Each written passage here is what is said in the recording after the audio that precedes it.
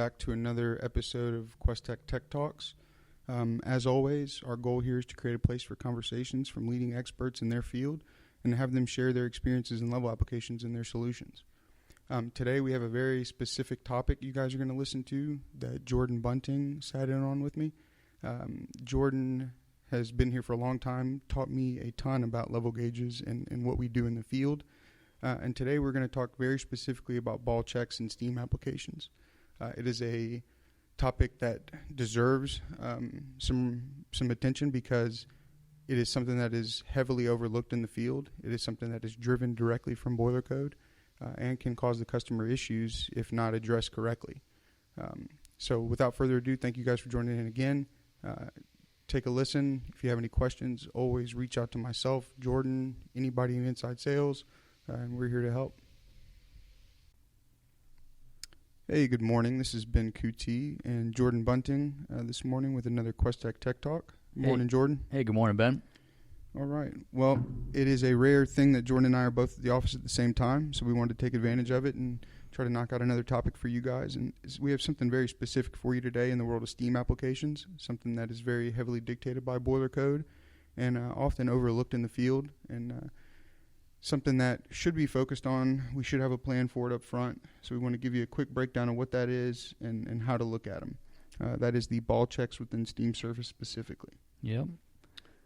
So yeah, Ben, when I think about, ball checks and steam service, it's one of those things that kind of falls in under, the saying of the devil's in the details here. So it's a small little detail, but it's super important for us to cover and talk about.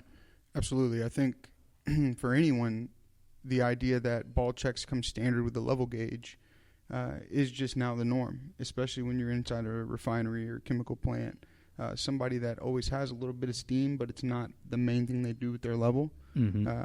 We see the misapplication of normal process gauges in steam all the time. Mm-hmm. And ball checks are one of the biggest reasons why that can give you an issue, other than obviously the gauge just may not be rated or suitable for what you have. But it is something that is very detailed and something we want to get up front. So we want to quickly establish that boiler code heavily dictates why we do this. Mm-hmm. The normal process gauge does leave the facility with a ball check every time. It is a standard. Why do we not do it on steam gauges? So, one of the reasons why we don't do it is it's not required per ASME, Section 1 code. So that's because it's not required. It's also kind of a general industry practice is to omit the ball checks for steam applications. Right. And when we say not required, that can be, if somebody interprets that as, it's not required, but it doesn't hurt. Ball checks do something very specific for us, and we know that. But is there a downside to having ball checks in steam service, and why does the code say that you can omit them? Yep. Yeah. So one of the downsides with using ball checks in a sight glass is primarily the blowdown. So you would do a blowdown procedure on a sight glass to clear out any sediment buildup. If you do get a accumulation of sediment and buildup inside the sight glass, that's going to make it hard to see the water level inside the sight glass. So when you blow it down, you're clearing out the sediment, making it easier to see the level. However, if there's ball checks in there, now you're trying to throttle steam through the sight glass, but that upper ball is greatly reducing the amount of steam that can throttle through the gauge. So you pretty much don't get an effective blowdown when you do have ball checks. Okay.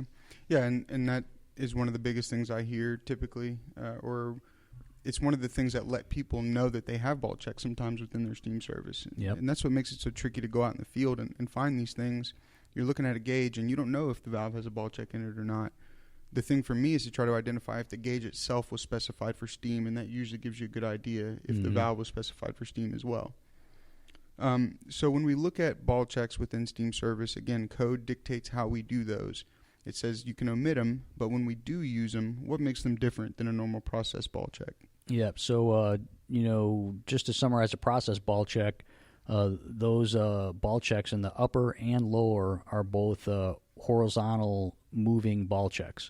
So when they go to seat and close, it's a horizontal movement. So with ASME Section 1 ball checks, the requirements are that the lower water side ball checks have to vertically rise to seat and close. So on the upper steam side of that steam application, the ball check has to have a leaky seat. So you're not you have to allow a little bit of bypass on the upper steam side.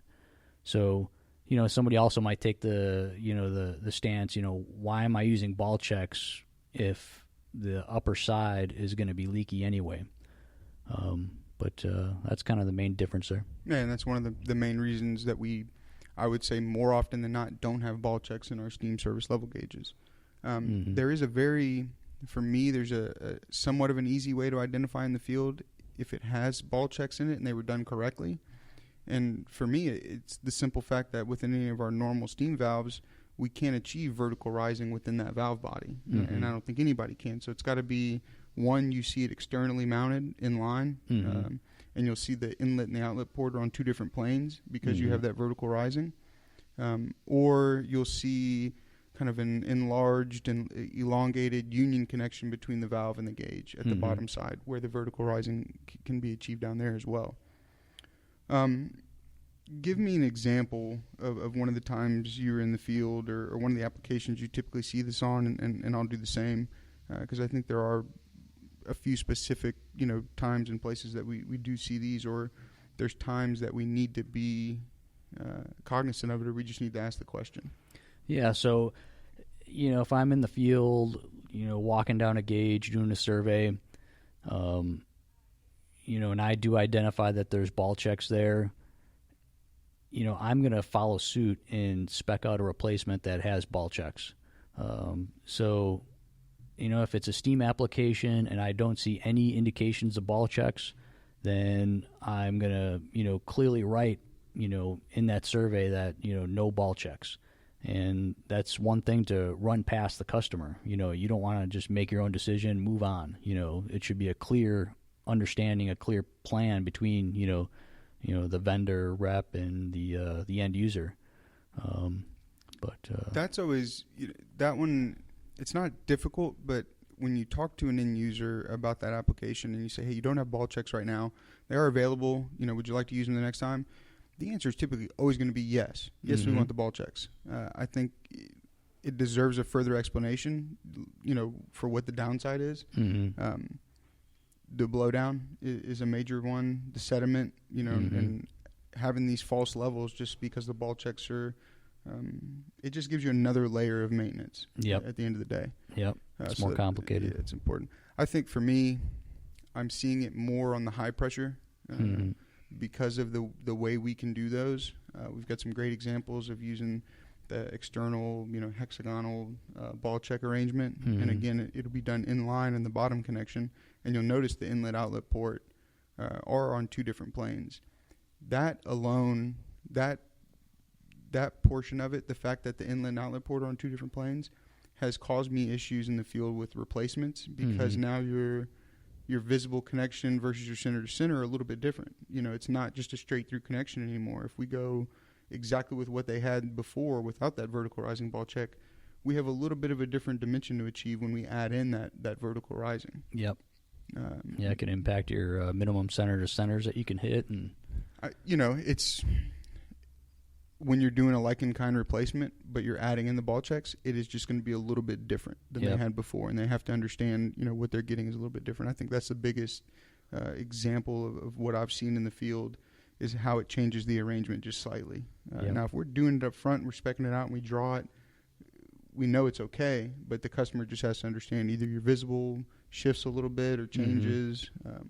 If we're pushing minimum center to centers and have really tight tolerances on everything, it could cause an issue. Oh, yeah, yep. And I've seen it before. Okay, so, in summary, the thing that we're trying to get across or the thing that our reps or customers should take away from this is, simply it's something that isn't asked frequently enough, should be asked up front, and to understand why we do it and what boiler code dictates, that we have to do on that side. Yep.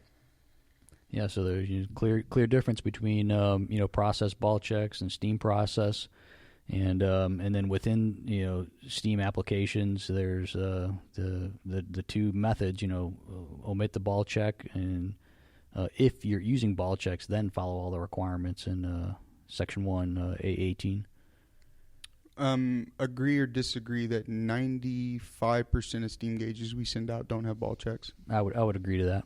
Yeah. Yep, sounds pretty. And that might even accurate. be conservative. I mean, I think the majority of what we do does not have ball checks, and I think the blowdown is probably one of the biggest reasons. Yep.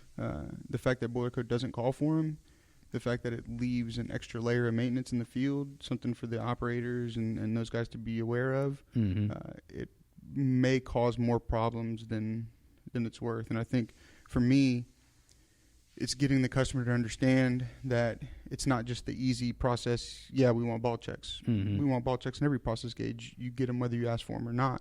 But we have to be very specific about what we do in steam. Yep. And it's really, really important just to have a clear plan for everybody, and to understand that with our steam products, we're going to do an approval drawing, and then on that approval drawing, it's going to show ball checks or no ball checks. So it's kind of something that it's an important box to check.